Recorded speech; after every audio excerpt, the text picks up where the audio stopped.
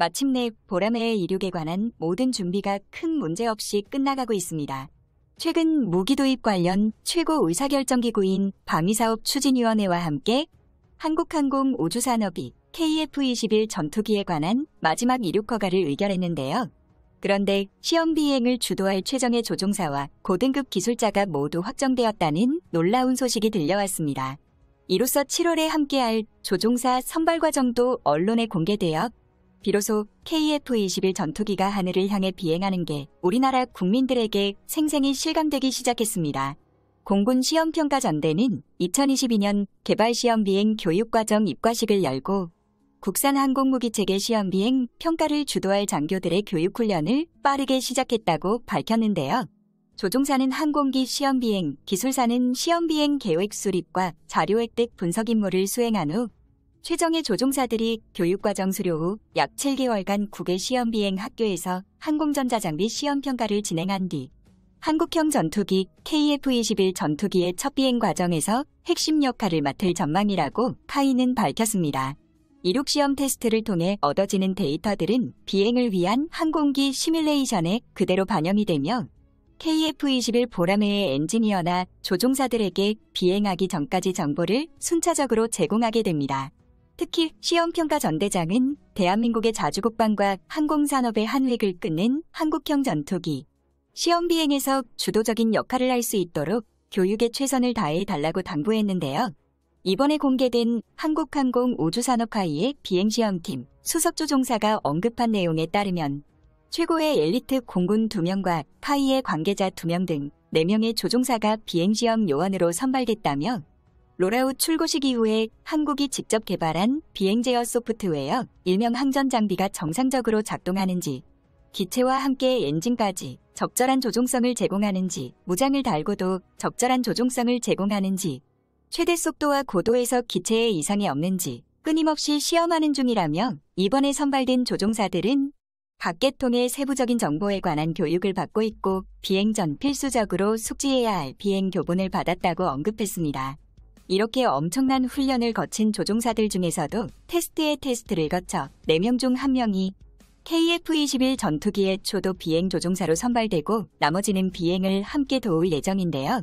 이러한 방식은 비행시험이 진행되는 중에도 KF-21에 탑재되는 항전 장비들의 미세한 오류까지 잡아내 보다 완벽하게 임무를 수행하게끔 만듭니다. 한국항공우주산업 비행시험팀이 언급한 내용처럼 KF-21의 비행시험은 7월에 첫 비행을 끝내고도 앞으로 4년간 약 2200여 회를 목표로 하고 있는데요.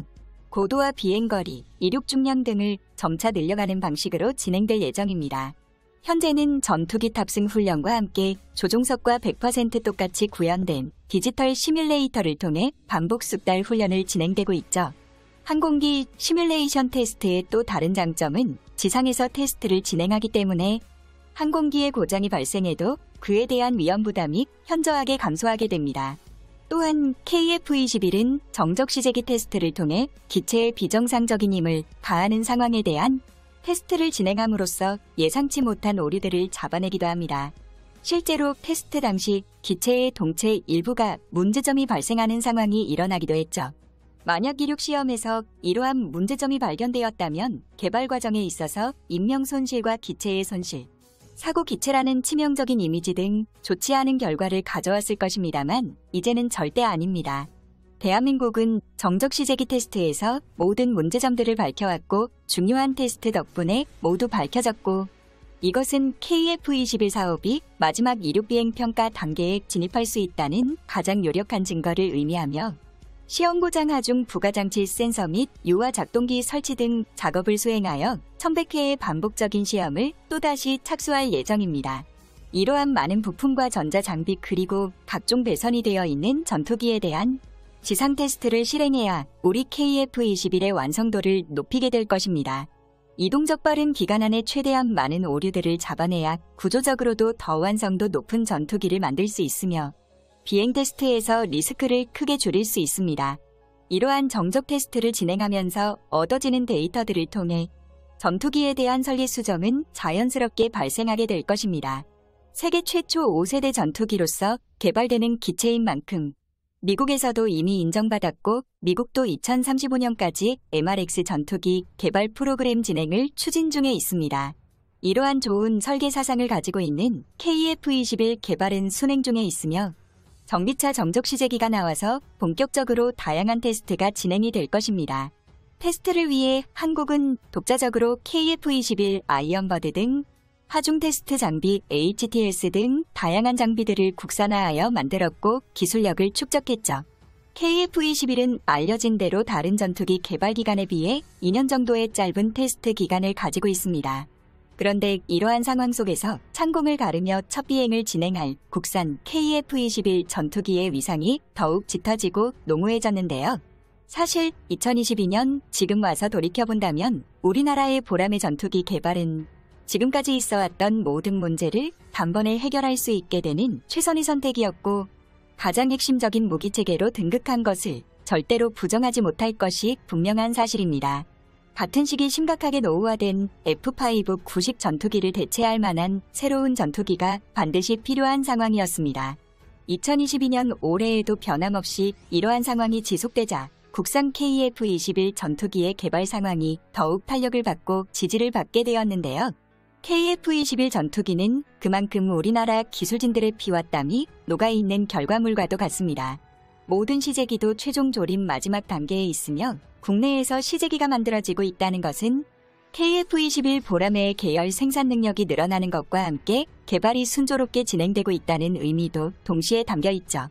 보람에는 우리가 처음으로 독자적으로 만드는 전투기이기 때문에 이 기간 동안 발생하는 문제점에 대해 비난보다는 많은 응원이 필요한 기간이라 생각합니다.